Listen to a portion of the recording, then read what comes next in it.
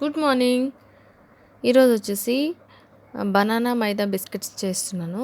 చాలా బాగుంటాయి. అంటే ఈ సమ్మర్ కదా, సో పిల్లలకి ఏ ఒకటి చేసి బాక్స్లో వేసి ఉంచితే అప్పుడప్పుడు తింటుంటారని చెప్పేసి నేను ఇక్కడ బాగా పండిపోయిన 3 బనానాస్ తీసుకున్నాను.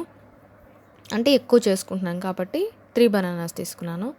ఇప్పుడు ఏంటంటే షుగర్ అనేది పౌడర్ చేసి 2 కప్స్ తీసుకున్నాను.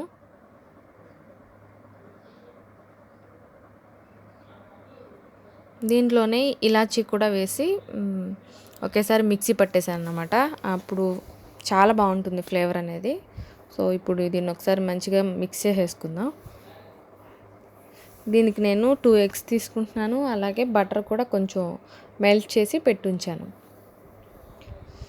తర్వాత ఏంటంటే ఎగ్స్ వేసుకుంటున్నాను.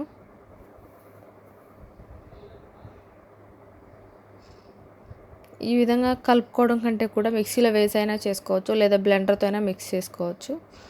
నాకైతే బనానా మంచిగా పండిపోయింది కాబట్టి దీంతో నేను బీటర్ తోటి కలిపేసాను. తర్వాత ఇంకొక ఎగ్ కూడా వేసి బాగా కలిపేశాక బటర్ ముందుగానే నేను మెల్ట్ చేసి పక్కన పెట్టాను. దీన్ని యాడ్ చేస్తున్నాను బటర్ అనేది.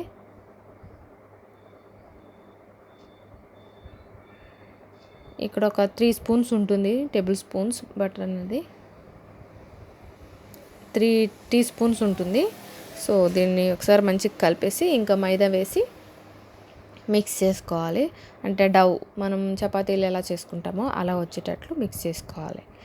ఇక్కడ మైదా అనేది మనకు కొంచెం ఎక్కువే పడుతుందండి. అంటే నేను చాలా ఎక్కువ చేస్తున్నాను కాబట్టి.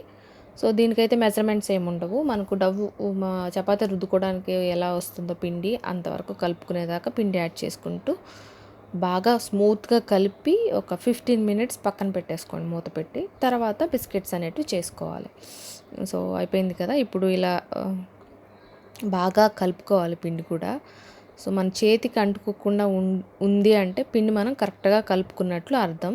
సో ఇప్పుడు దీన్ని చపాతీ కర్ర మీద ఒకసారి బాగా మిక్స్ చేసి బాగా కలుపుకోవాలి. ఎంత కలిపితే అంత సాఫ్ట్గా అంత బాగా వస్తాయి.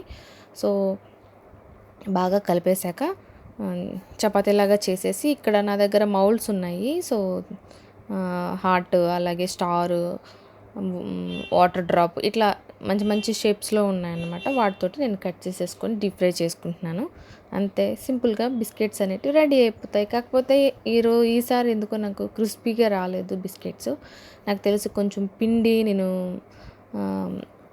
ఒత్తుగా రుద్దేసినట్టున్నాను. ఇంకొంచెం పలచగా చేసి 2 సార్లు కనుక ఫ్రై చేసుకుంటే ఆయిల్ మీడియంలో పెట్టి క్రిస్పీగా వస్తాయి. సో డెఫినెట్గా బాగుంటాయి, మీ అందరూ బాగా నచ్చుతాయి. ఖచ్చితంగా రెసిపీ ట్రై చేసి ఎలా ఉందని చెప్పి నాకు కామెంట్ సెక్షన్లో రాయండి. ఓకే, ఈరోజైతే సింపుల్గా ఈ వ్లాగ్ ఏం చేయకుండా రెసిపీ ఒకటే పెట్టాను. ఓకే, నాకు తెలిసి దీన్ని కూడా మీరు సపోర్ట్ చేస్తారనుకుంటున్నాను. ఓకే, వీటితోటి చేసుకోవడం చాలా ఈజీ అండి. లేదనుకుంటే కనుక మీ దగ్గర ఇట్లాంటి మౌల్డ్స్ లేకపోతే మీరు ఈ విధంగా చపాతీలాగా చేసుకొని నైఫ్ తోటి మీరు కట్ చేసుకోండి, మీకు ఏ షేప్ కావాలనుకుంటే ఆ షేప్. ఓకేనా?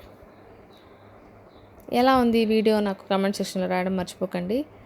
ఓకే, ఖచ్చితంగా ట్రై చేసి ఎలా వచ్చాయి మీ బిస్కెట్స్, క్రిస్పీగా వచ్చాయా, సాఫ్ట్గా వచ్చాయా కూడా నాకు కామెంట్ సెక్షన్లో షేర్ చేయండి. ఓకే.